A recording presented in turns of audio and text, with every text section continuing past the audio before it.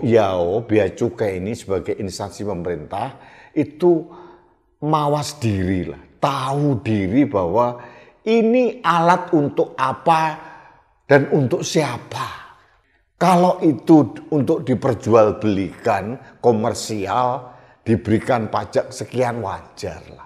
Tapi kalau ini untuk bantuan bagi tunarungu, anak-anak kita yang membutuhkan, harusnya ya mengerti sedikit gitu loh. Itu yang membuat kita itu mendidih darah kita melihat kelakuan oknum-oknum bea cukai di bandara itu.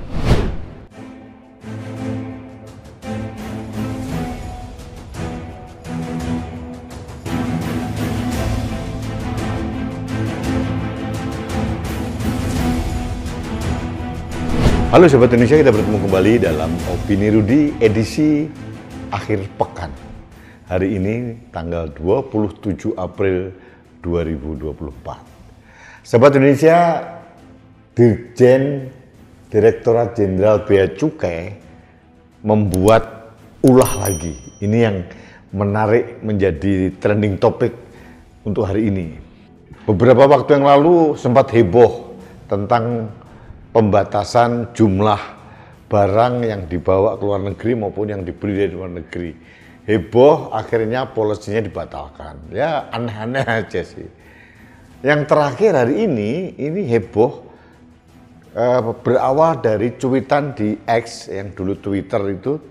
Ada seorang pengelola sekolah luar biasa, SLB, yang tipe A dari satu daerah, yang mengatakan bahwa mendapatkan bantuan alat bantu dengar bagi anak didik dari satu perusahaan di Korea Selatan.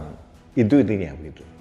Itu bantuannya sudah lama, tahun 2022. Nah, problemnya adalah bantuan ini sampai sekarang belum nyampe ke sekolah SLB yang bersangkutan, apalagi dimanfaatkan oleh anak didik SLB yang membutuhkan alat bantu dengar itu.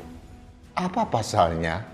Ternyata kata orang yang mencuit di X tadi mengatakan bahwa untuk mengambil barang bantuan dari luar negeri, dari Korea Selatan tersebut, mereka diwajibkan untuk membayar ratusan juta rupiah plus denda penyimpanan di gudang. Tentu saja mereka tidak mampu. Ratusan juta sekolah SLB dari mana? Yang menjadi problem dan yang menjadi pengamatan kita semua yang membuat para netizen itu mendidih dan emosi, ini bantuan untuk anak-anak kita di sekolah luar biasa. Anak tunarungu diberikan bantuan gratis. Lah kok masih dipalak juga? Ini saya tidak tahu nih. Ini harus segera diklarifikasi oleh Dirjen Bea Cukai ini. Benar atau tidak? Jangan-jangan mereka seperti robot, kaku menerapkan aturan, tidak tahu menahu, dan tidak mempunyai sosial empati. Bersyukur staf ahli Menteri Keuangan sudah memberikan respon katanya. Sudah DM-an dengan orang yang mencuit pertama kali di X tadi. Saya tidak tahu apakah bantuan dari staf ahli ini dapat meloloskan alat yang sudah 2 tahun ngendap di gudang bea cukai atau tidak, saya tidak tahu. Tapi satu hal pesannya adalah Mbok Yao Bea Cukai ini sebagai instansi pemerintah itu mawas diri lah, tahu diri bahwa ini alat untuk apa dan untuk siapa. Kalau itu untuk diperjualbelikan komersial, diberikan pajak sekian wajar lah. Tapi kalau ini untuk bantuan bagi tunarungu, anak-anak kita yang membutuhkan, harusnya ya mengerti sedikit gitu loh. Itu yang membuat kita itu mendidih darah kita melihat kelakuan oknum-oknum bea cukai di bandara itu. Ini yang menjadi soal petugas-petugas kita di bandara, baik imigrasi maupun bea cukai. Kemarin viral juga seorang melalui di airport kemudian sempat dipukul oleh petugas imigrasi, viral itu. Ada juga orang membeli sepatu sepak bola dipajaki 25 juta. Jadi hal-hal seperti ini yang membuat kita tuh geleng-geleng kepala gitu. Saya tidak tahu apa yang terjadi. Apakah karena bea cukai itu diberikan kuota kewajiban harus menghasilkan uang sekian untuk memenuhi APBN kita atau apa? Tapi apapun itu tugas untuk menarik uang atau cukai dari masyarakat, yo lihat-lihatlah, adalah empati gitu. Masa untuk tunarungu, untuk SLB tetap dipajaki ratusan juta, katanya sudah tahun 2022, sudah 2 tahun Pak. Alat itu muspro itu ya mubazir lah, tidak ada gunanya jadinya. Selama 2 tahun kasihan sekali dan itu merusak image Indonesia di mata orang-orang asing. Ini perusahaan yang mempunyai CSR, memberikan bantuan alat bantu dengar buat SLB, ternyata melihat peristiwa seperti ini, mereka mikir-mikir juga kalau akan membantu sekolah-sekolah di Indonesia. Ini yang membuat kita tidak habis pikir ini. Harapan saya satu, harus ada klarifikasi secara detail dari bea cukai. Jangan hanya sekedar normatif, membela diri dan mempermasalahkan orang. Kalau salah, ngaku aja salah. Oknum-oknum yang salah harus berani ditindak tegas. Gitu. Dan harus ada segera penyelesaian dari Kementerian Keuangan.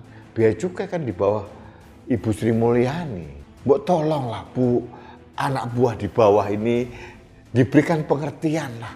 Kalau untuk hal seperti ini Bu, jangan harus dipajakin, dikasih cukai sekian ratus juta. Lalu untuk sekolah SLB ini bantuan gratis kok. Uang dari mana? Kecuali kalau untuk diperjualbelikan, untuk komersial. Ini yang membuat kita tidak habis pikir ini. Ini perlu klarifikasi segera dari Dirjen Bea Cukai. Karena apa saya angkat dalam opini saya? Karena hari ini viral. Hampir semua media online mewartakan berita ini. Ini kan mempermalukan pemerintah, mempermalukan Kementerian Keuangan, mempermalukan Pak Dirjen Bea Cukai sendiri. Jadi sekali lagi himbauan saya sebagai anak bangsa, janganlah para pelaksana aturan itu bersikap kayak robot, tidak mempunyai nurani dan akal sehat. Gitu. Punyailah empati, mengerti dan ada kecerdasan sosial untuk menelaah ini barang apa, barang boleh atau perlu dipajaki atau diberi tarik cukai atau tidak, ini barang harus diloloskan atau tidak. Kalau mungkin sekolah itu tidak tahu prosedurnya, dikasih tahu prosedurnya, dipermudah, jangan dipersulit. Barang itu mangkrak di gudang buat apa? Jadi perlu keberanian dari Bu Menteri Keuangan untuk membenahi lini depan yang bersentuhan dengan rakyat ini. Yang bersentuhan dengan rakyat di Kementerian Keuangan itu kan Direktorat Jenderal Pajak, Direktorat Jenderal Bea Cukai. Kalau imigrasi di bawah Kementerian Hukum dan HAM. Berbeda lagi. Jadi dan yang membuat kita sedih itu biasanya koordinasi antar instansi itu Indonesia itu masih membeli gitu. Jadi ini sudah berpuluh-puluh tahun menjadi PR kita dan belum terselesaikan juga sampai detik ini. Jadi mudah-mudahan tidak terjadi hal seperti ini lagi lah. Kasihan anak didik kita, kasihan Indonesia kita ini disorot oleh orang asing jadi kok amburadul dengan manajemen robotik gitu loh. Mendingan kalau orang seperti itu diganti aja robot yang tidak punya nurani dan akal sehat. Hanya strik pakai kacamata kuda begitu saja. Buat apa digaji, tunjangan, segala macam. Tapi hasilnya seperti ini memperjelek institusi bea cukai, Kementerian Keuangan dan pemerintah secara umum.